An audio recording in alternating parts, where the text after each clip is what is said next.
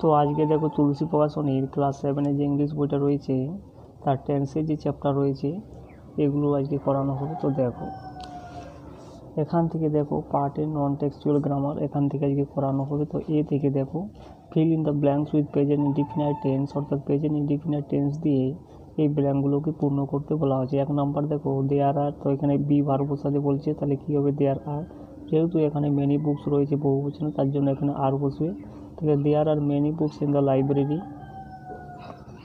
2 number দেখো many women today, অর্থাৎ many women এটা বহু বচন রয়েছে, তাহলে ভাবটা হয়ে যাবে সিঙ্গুলার, তাহলে কি বসবে এখানে ওয়ার্ক, তাহলে many women today work outside the home. এরপরে 3 নাম্বার দেখো the sun rises in the east, এটা রয়েছে সিঙ্গুলার, তাহলে ভার্বটা হয়ে যাবে প্লুরাল, তাহলে কি হবে the sun rises in the east, তাহলে কি সূর্য পূর্ব দিকে উঠে। 4 নাম্বার দেখো I walk for 2 miles per day, তাহলে কি হবে এখানে ওয়াক বসবে। 5 নাম্বার দেখো হি লিভস, এটা থার্ড পারসন সিঙ্গুলার নাম্বার, তার জন্য ভার্বের সঙ্গে এস ওয়াই এস যুক্ত হবে, তাহলে he lives within his means. 6 number দেখো Bikram always come to class on time, এখানে কামস হবে যেহেতু এটা থার্ড পারসন সিঙ্গুলার নাম্বার।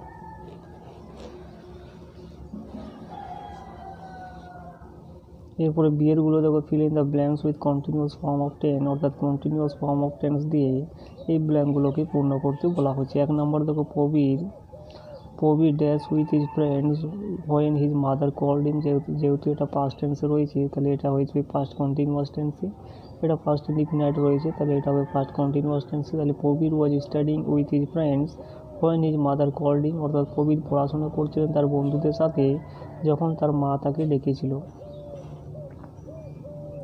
এরপরে 2 নম্বরে দেখো এখানে ইয়েস্টারডে লেখা আছে, যেহেতু সেটা হবে পাস্ট কন্টিনিউয়াস টেন্সে, তাহলে Hari was studying at 9 AM yesterday, অর্থাৎ হরি পড়াশোনা করছিলেন 9টার সময় গতকাল।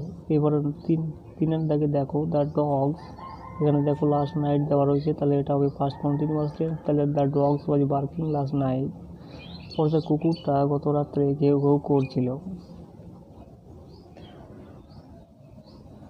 এরপরে 4 নম্বর দেখো the children cricket in the park, তো এটা হবে প্রেজেন্ট কন্টিনিউয়াস টেন্সে, the children are park the playing cricket in the park.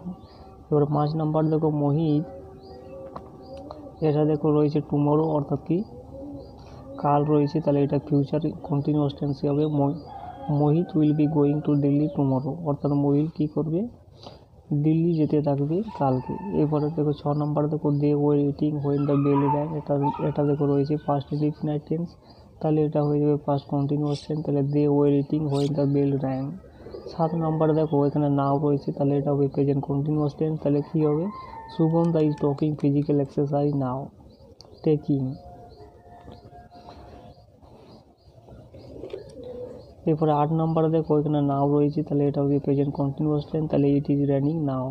এরপরে সিয়ারগুলো দেখো fill in the blanks with present perfect forms of the given verbs, অর্থাৎ present perfect form দিয়ে এই ব্ল্যাঙ্কগুলোকে পূর্ণ করতে বলা আছে। 1 নম্বর দেখো নান অফ দ্য গার্লস, এখানে নানটা হয়ে যায় সাবজেক্ট এবং প্রিপোজিশনের পরে কী হয় সবসময় অবজেক্ট হয়, তাহলে নানটা আমাদের সিঙ্গুলার সাবজেক্ট, তার জন্য এখানে হ্যাজ বসবে, এবং পারফেক্ট টেন্স মানে কি সবসময় ভিতে হয়, তাহলে ডুটা হয়ে যাবে done a, none of the girls has done ইট।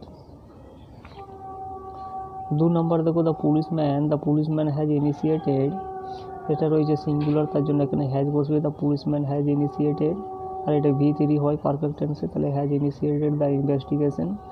একইভাবে 3 নম্বরটা দেখো দে থাকলে হ্যাভ বসে, তাহলে দে হ্যাভ, আর সবসময় V3 হয় পারফেক্ট টেন্সে, তাহলে পার্টিসিপেটেড ইন স্পোর্টস। এরপরে 4 নম্বর দেখো তুহিন অ্যাজ উইল এজ শুভ্র, যখন এই অ্যাজ উইল এজ থাকে তখন কিন্তু প্রথম যে নাউনটা রয়েছে, অর্থাৎ এই যে প্রথম যে সাবজেক্টটা রয়েছে এটাকে দিয়ে সবসময় কিন্তু ভাবটা গণ্য হয়, তাহলে Tuhin has done the work successfully.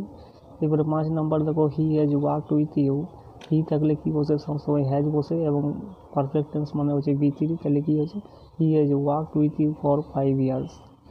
এরপরে 6 নম্বর দেখো দ্য পুলিশ একজন বোঝাচ্ছে, তাহলে হ্যাজ, আর V3 মানে অ্যারেস্টেড দ্য একাস্ট।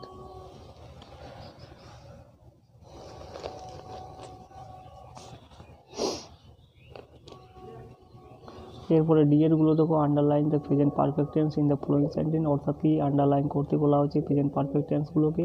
তাহলে 1 নম্বরটা দেখো হ্যাভ র্যাঙ্কড, এটা হয়ে যাবে এখানে আন্ডারলাইন। 2 নম্বরটা হ্যাভ এনজয়েড, এখানে হবে আন্ডারলাইন। এবং 3 নম্বর দেখো father has come home from market, অর্থাৎ বাবা এসেছে বাজার থেকে, তাহলে হ্যাজ কামটা এখানে হয়ে যাবে আন্ডারলাইন। 4 নম্বর দেখো the boys have played cricket in the afternoon, অর্থাৎ ছেলেগুলো খেলেছে দুপুরে ক্রিকেট খেলেছে, তাহলে কী হবে হ্যাভ প্লেডটা এখানে হয়ে যাবে আন্ডারলাইন।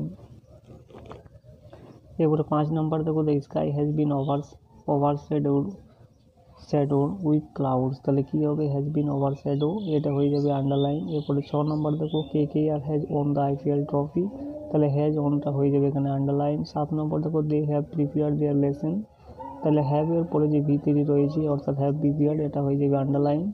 8 নম্বর দেখো the president has not turned up in the meeting, অর্থাৎ হ্যাজ টার্ন, এটা হয়ে যাবে এখানে আন্ডারলাইন।